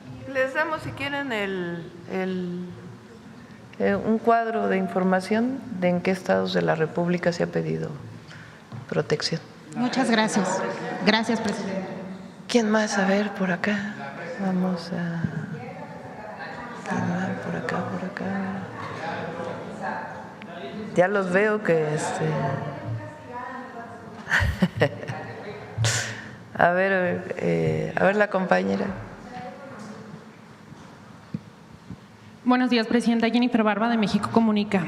Presidente, el secretario de Seguridad ha informado sobre la detención de 2 integrantes de los rusos de Mexicali. ¿Tiene más datos sobre esta célula que por años ha controlado la frontera entre Mexicali y Caléxico? Esta detención que usted menciona fue en días pasados, pero si quiere le podemos compartir información de todos los detenidos que se han detenido de esta célula delictiva. Ok, muchas gracias, secretario. Presidenta, ¿qué regulación existe o se prevé para los casinos en línea o de máquinas electrónicas que utilizan a grandes influencers de México para promocionar sus productos? La mayoría de sus objetivos son los jóvenes, así como lo hace el crimen organizado. Y muchos de esos contenidos prometen ganancias fáciles o la posibilidad de salir de sus problemas económicos, como la plataforma 777. ¿Habrá pronto una regulación para estas plataformas o qué información tiene sobre si pagan impuestos? Se están revisando todos los casinos desde la perspectiva de seguridad y también de cumplimiento de la norma, y la secretaria tiene la idea también de poder actualizar la ley de casinos, porque ahora en efecto hay mucha apuesta en línea que en su momento cuando se hizo la ley pues no existía. Entonces sí se están revisando los casinos desde la perspectiva de la Secretaría de Hacienda, Comisión Bancaria y de Valores, WIF, etcétera, etcétera, desde la perspectiva de seguridad y también desde la perspectiva de que cumplan lo que dice la ley ahora y la actualización de la ley, que es importante. Gracias. Presidenta, por último, ¿cuál es su opinión sobre Ricardo Salinas Pliego, quien, molesto porque tiene que pagar lo que le corresponde al pueblo de México, reaccionó llamando chairos hijos de P, voy a omitir la palabra que utilizó por respeto, se definió como ultraderecha y comparó a la izquierda con un barco mal conducido que llevaría al país a las rocas? Bueno, primero,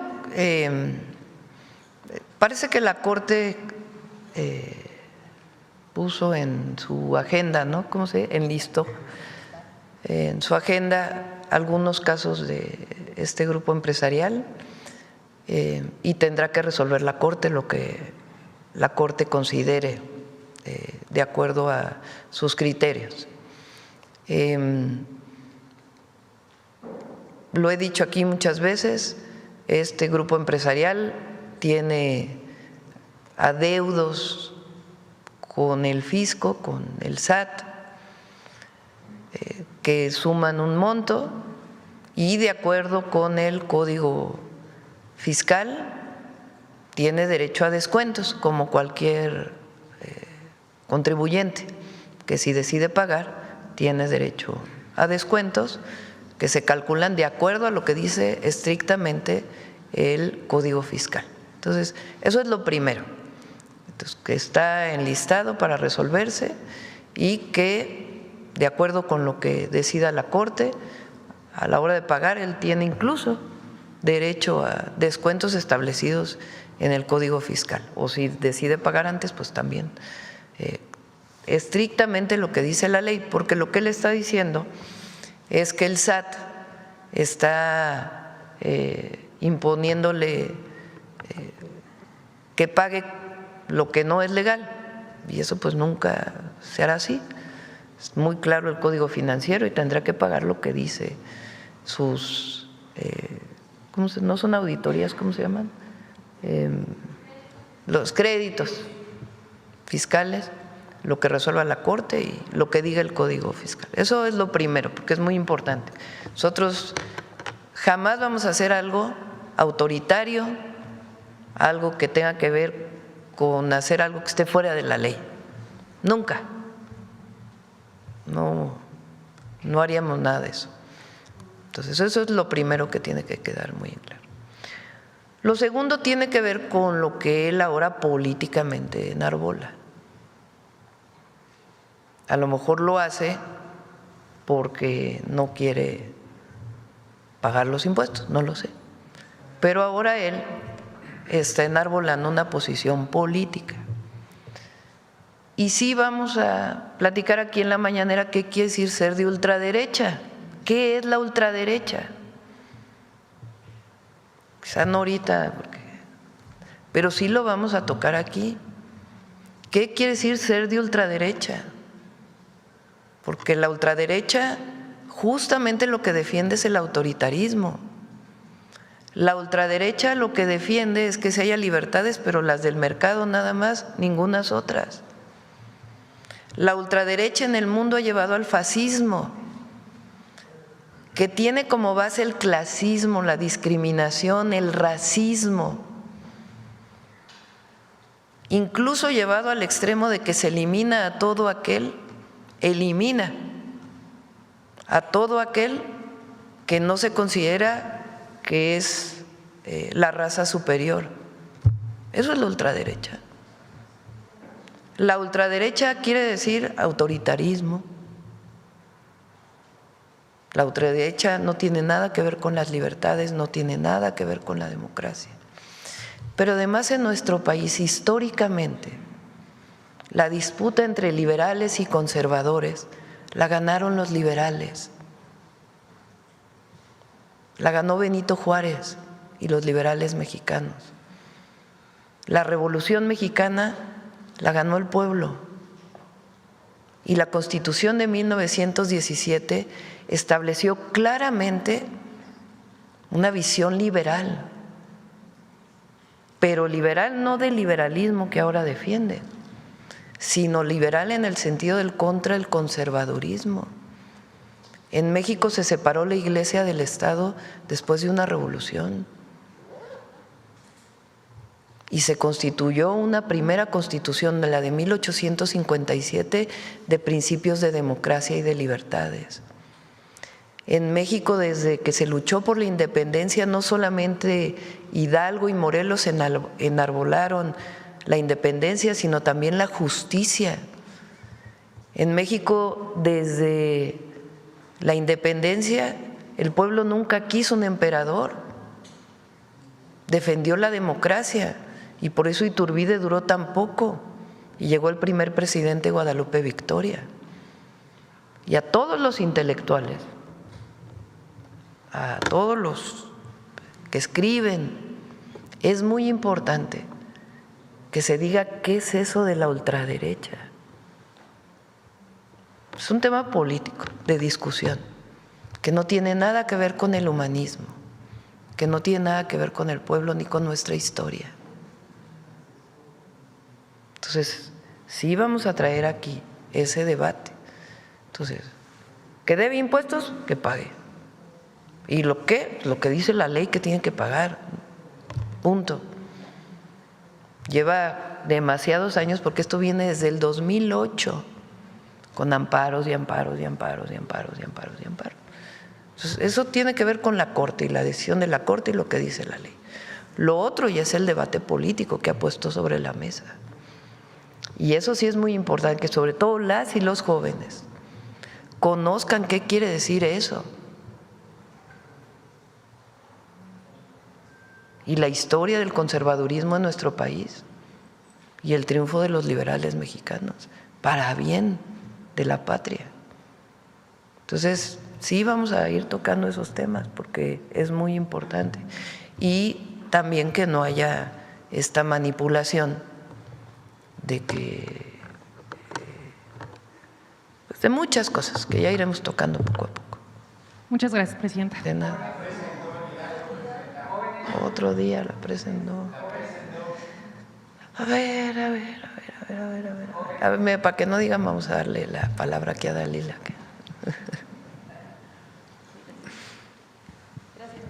Gracias. Adelante. Justo estábamos esperando también al fiscal general Alejandro Gertz Manero. ¿Cuál sería la razón por la que no vino? Hoy no vino, pero en las siguientes podrá venir. Bueno, es que justo queríamos preguntarle sobre esta situación, sobre el tema de los detalles de una investigación en torno a una falla que registró una aplicación SAT-ID que habría dejado en vulneración a millones de contribuyentes que tienen ahí su información, en cuanto a información fiscal en específico, y que, bueno, se demostró que incluso podía vulnerarse, suplantarse la identidad de algunas de las personas que están ahí registradas. Queríamos preguntar sobre el asunto o tal vez usted sepa sobre el asunto de si sigue operando esta aplicación, si también existiera pues este dictamen informático de la Fiscalía en el que hablaba precisamente de que esta aplicación carecía de medidas de seguridad, y bueno, pues también si se investigará a los responsables del diseño de esta aplicación que se dio con la gestión todavía de la hoy secretaria de Anticorrupción, Raquel Buenrostro. ¿Tiene información al respecto? No tengo en particular, pero le pedimos a… ¿Ustedes tienen alguna información sobre esta aplicación? Le pedimos al fiscal y a la secretaria Raquel que en todo caso informe. Sí, que saber también si desde la Secretaría se va a investigar a los funcionarios que pudieron estar involucrados y determinar si en efecto esta aplicación… Lo preparamos y lo presentamos. Gracias, presidenta. Sobre el Plan Michoacán que presentó apenas el domingo, hablaba usted, son varios puntos, hablaba usted de una inversión mixta, ya también escuchábamos al secretario Ebrard hablar de temas de caminos y carreteras en específico, pero quisiera preguntarle de dónde vendrían estos recursos en la parte privada y en la parte también pues pública. Sabemos que tiene que ver también con cuestiones aparte de programas sociales y etcétera, de infraestructura. Quisiera saber de qué sectores serán estas inversiones y de qué empresas pudieran ser y en específico hacia qué. Hay varias obras de concesiones que venían desde antes que se están ampliando con grupos empresariales que tenían una concesión pues que existía incluso desde antes de que llegara el presidente López Obrador, particularmente la carretera que va hacia la costa, Esa es una concesión, creo que se llama siglo XXI, y se está ampliando.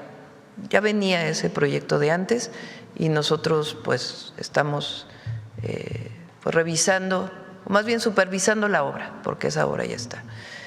Hay otra obra. Ahora hay una que le llaman, que es de, si mal no me acuerdo, de Zamora, Uruapan, que ese es el planteamiento de que se haga a través de inversión mixta, que es una obra muy importante que se ha pedido mucho y que sirve para la agroexportación. Ahí lo que se hace normalmente son inversiones que tienen un nombre especial, se llama CMRO, con la que, por ejemplo, se hizo la carretera que acabamos de inaugurar en Nayarit. Son esquemas mixtos de inversión público-privada, no con las APPs que se hacían antes, sino un esquema completamente distinto, donde el Estado no pierde la concesión, pero hay inversión privada. Entonces, esta carretera se abriría un concurso y pues se pondría para poder realizar esta carretera con otras carreteras. Y estamos viendo un esquema con Secretaría de Hacienda, de hecho hoy tengo reunión todo el día prácticamente con la Secretaría de Hacienda, para distintos esquemas de financiamiento para repavimentación, pavimentación, nuevas carreteras, y estamos definiendo una reorientación del presupuesto nuevamente de mayor austeridad republicana para poder destinar recursos a caminos y particularmente a todo el Plan Michoacán. Por ejemplo, estamos planteando para los jóvenes de Michoacán que estudian en las universidades públicas una beca especial de apoyo al transporte, porque ellos se quejan mucho de lo que destinan al transporte, que se llame Gertrudis Bocanegra. Entonces, esta beca pues también tenemos que, no se trata o sea, se trata de que los propios recursos fiscales puedan ser reorientados para poder cumplir con el Plan Michoacán. Y sí es factible, no lo presentamos así como ideas, a ver si se hacen, cómo se hacen y a ver cómo le vamos a hacer. Se reunieron durante 3 días con distintos sectores y nos vamos a seguir reuniendo porque he escuchado que dicen no me tomaron en cuenta. No, a todos se les va a tomar en cuenta, vamos a seguir trabajando con la sociedad michoacana y distintos sectores, desde jóvenes, iglesias, empresarios, pueblos indígenas, a todos se les va a seguir escuchando.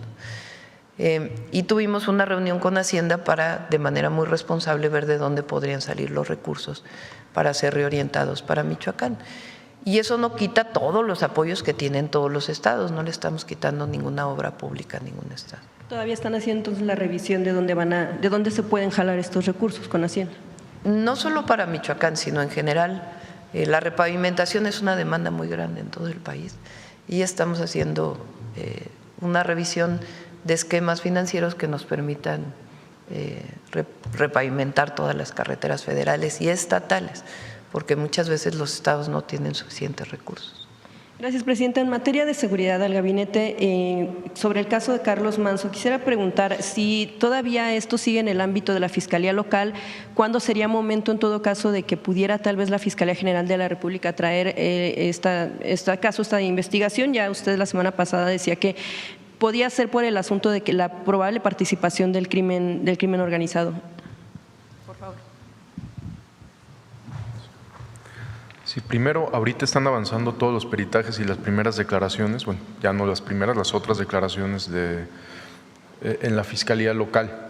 Ayer tuve una llamada con el Fiscal General de la República, hoy vamos a tener también una valoración sobre el caso y ya el fiscal en su momento, él informará si se atrae o no. Sí, pero depende de la propia Fiscalía General de la República, que como sabemos tiene su autonomía a pesar de la gran coordinación que tenemos, ya será el propio Fiscal General de la República quien lo informe.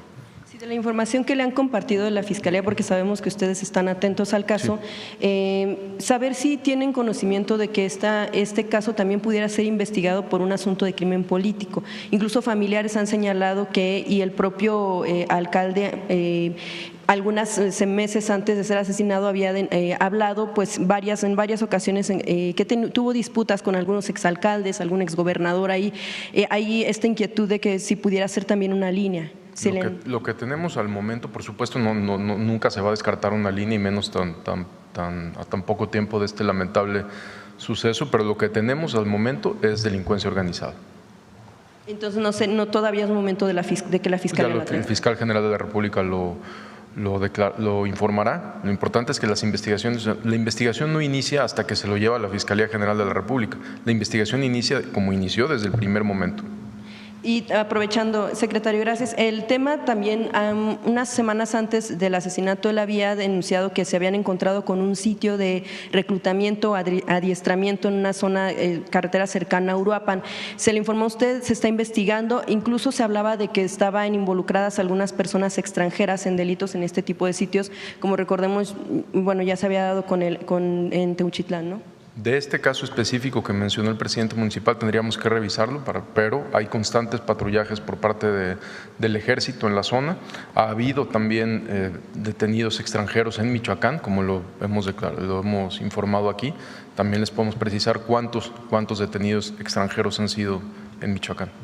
Gracias. Secretario, finalmente para usted quisiera preguntarle, sabemos que están en un plan antiextorsión y que están avanzando en temas de detenciones. Sin embargo, a la par de que se da esta situación, ¿cómo puede o debe actuar un ciudadano que está siendo víctima de extorsión? Por ejemplo, de clara extorsión, de que tienen que pagar por la venta, no solo de aguacate, de limón, también en otros comercios de venta de pollo, de cualquier otro alimento que se está dando no solo en Michoacán, también en algunos otros estados. Hace tiempo se hablaba también del Estado de México. ¿Cómo debe de actuar una vez que se denuncie, que ustedes como Estado retoman la denuncia como propia para avanzar en la investigación? Pagar el cobro de lo que les están pidiendo mientras es detenido el delincuente para evitar que sean asesinados. Sí. Por eso, a partir del 6 de julio, que inició la Estrategia Nacional contra la Extorsión, se ha dado mucha difusión al número de 089. Como lo informamos aquí hace unos minutos, las denuncias se han incrementado. Después de que informamos y de que se inició la Estrategia Nacional contra la Extorsión, las denuncias se han incrementado. Esto quiere decir que hemos tenido confianza en la ciudadanía para atender los temas. ¿Por qué el 089? Primero, porque es totalmente anónimo, es la protección de la víctima. Lo que la víctima necesita en este caso tan delicado, en este delito tan delicado como es la extorsión, son dos cosas principalmente. El acompañamiento de un asesor profesional, que son los que están en el 089, muchas veces es telefónica. Cuando son extorsiones telefónicas se resuelve por teléfono, pero cuando son extorsiones presenciales se les da la opción de que vaya un asesor, totalmente, obviamente de manera confidencial. Entonces es el acompañamiento a la víctima, pero también la confidencialidad de la víctima. O sea, por eso insistimos tanto en el 089.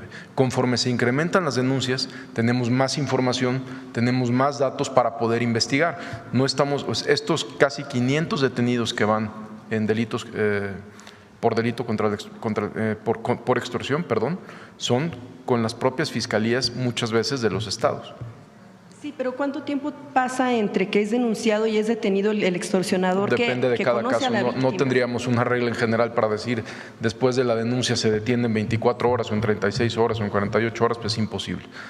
Hay casos que se resuelven de manera inmediata, hay casos que son, por ejemplo, este caso que mencioné hace poco donde 3 agentes de investigación fueron heridos, pues fue a la hora que recibieron la denuncia. Entonces llegan los agentes, se hace una investigación de la última denuncia, donde había otras denuncias en el mercado central de Acapulco, y en el operativo de 1 hora hubo 3 agentes heridos, un delincuente que pierde la vida, y a las 6 horas hay 6 detenidos. Entonces varía dependiendo del lugar, de la denuncia, de qué tanta información haya, son muchas cosas.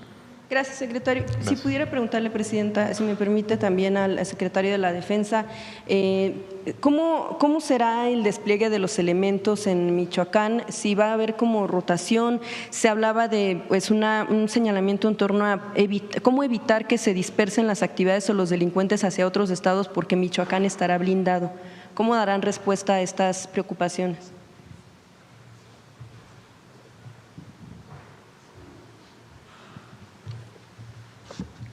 Se va a implementar un plan contención, que es la finalidad de establecer una coordinación permanente con los mandos territoriales aledaños al estado de Michoacán.